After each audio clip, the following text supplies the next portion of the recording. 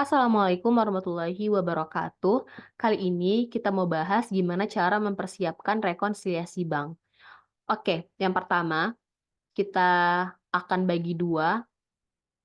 Kita akan mencatat saldo kas menurut laporan bank dan juga saldo kas menurut perusahaan.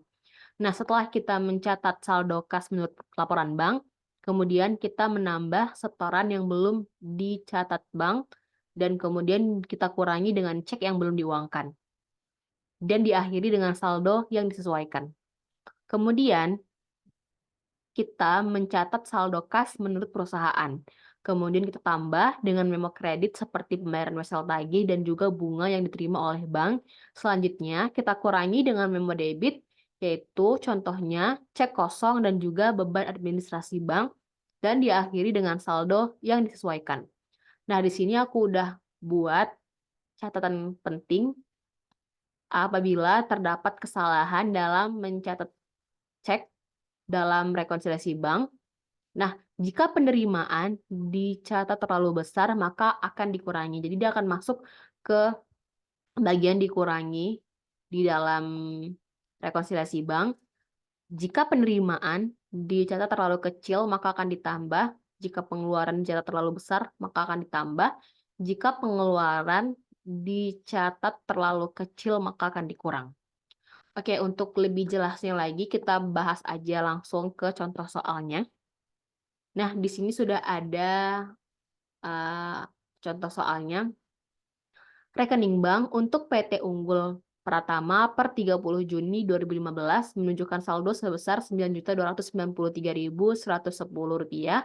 Seluruh penerimaan kas disetorkan setiap malam melalui transfer uang malam hari setelah jam kerja bank. Catatan akuntansi menunjukkan rangkuman data sebagai berikut untuk penerimaan dan pembayaran kas selama bulan Juni. Nah, di sini sudah ada beri keterangan kas yang dicatat pada perusahaan. Nah, kita disuruh untuk membandingkan rekening bank dengan data nominal jumlah cek yang diuangkan dengan memo yang disertakan bersama laporan tersebut, mengungkapkan informasi yang perlu dicocokkan sebagai berikut ini. Oke, untuk mengerjakan rekonsiliasi bank, kita boleh langsung aja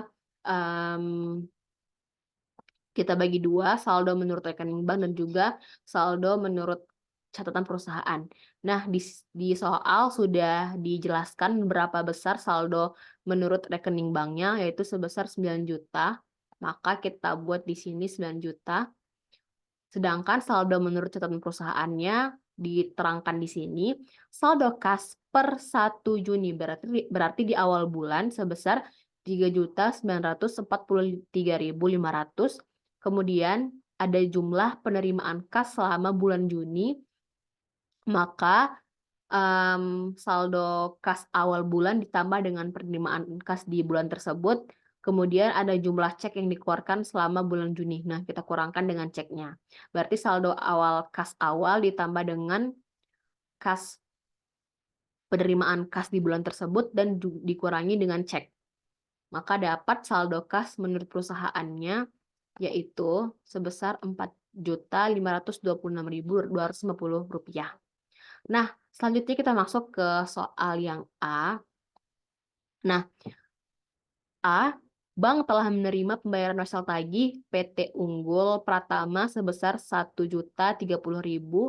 Nilai yang tercantum pada wesel tagih adalah sebesar 1 juta. Oke, apabila kita melihat catatan kita yang sebelumnya, bank menerima wesel tagih. Nah, berarti kita catat ditambah ya pada kas menurut catatan perusahaan. Berarti kita akan mencatat ditambah pembayaran wesel tagih yang diterima oleh bank sebesar 1.030.000. Nah, ini udah mencakup 30.000-nya itu berarti mencakup bunga wesel tagihnya. Maka kita catat 1.030.000. Kemudian yang B, setoran sebesar Rp1.852.210 merupakan penerimaan pada tanggal 30 Juni yang tertunda penyajiannya dalam rekening bank. Berarti apabila melihat di catatan ini berarti ada setoran yang belum dicatat oleh bank sebesar Rp1.852.210. Maka kita tambah di sini setoran yang belum dicatat bank. Oke, selanjutnya yang C, cek yang belum diuangkan berjumlah Rp5.265.270. Berarti ada cek yang belum diuangkan. Nah, kita kurangin cek yang belum diuangkan pada saldo kas pada rekening menurut banknya. Kita kurangin cek yang belum diuangkannya. Cek yang belum diuangkan sebesar Rp5.265.270.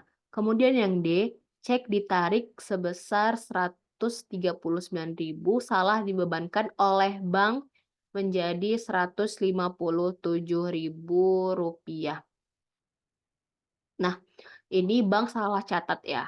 Nah, ini kan ada cek yang ditarik itu, atau maksudnya cek yang udah dikeluarkan berarti salah catatnya itu kebesaran ya. Bank salah catatnya kebesaran.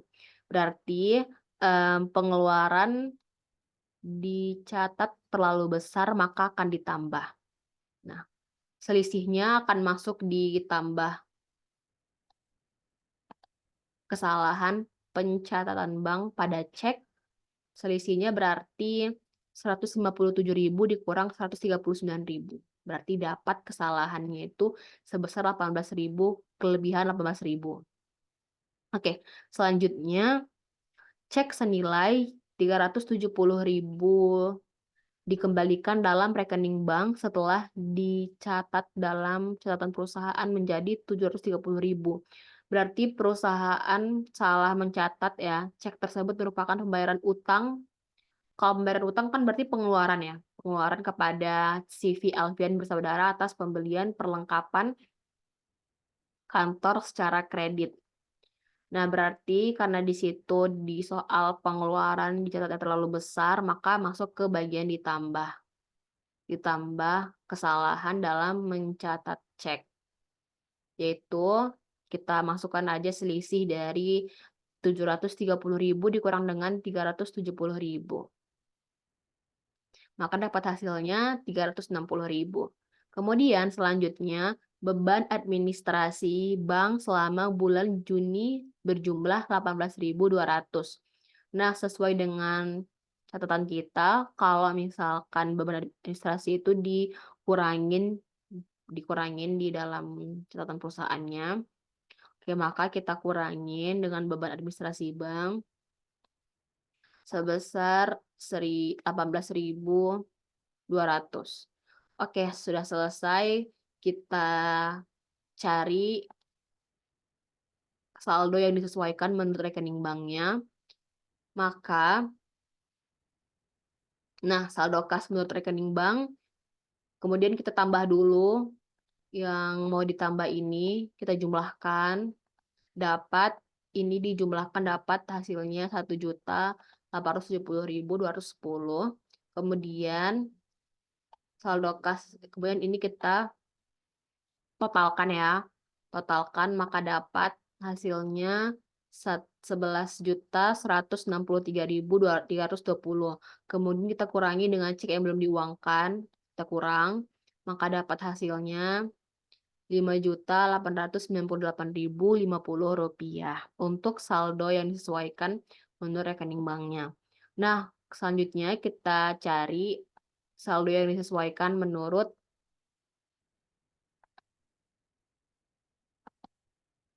perusahaan. Yes.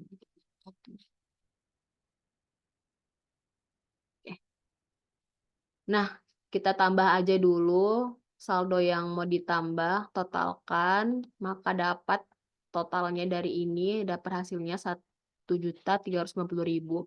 Kemudian kita jumlahkan dengan saldo menurut catatan perusahaannya, dan kita kurangi dengan beban administrasi banknya.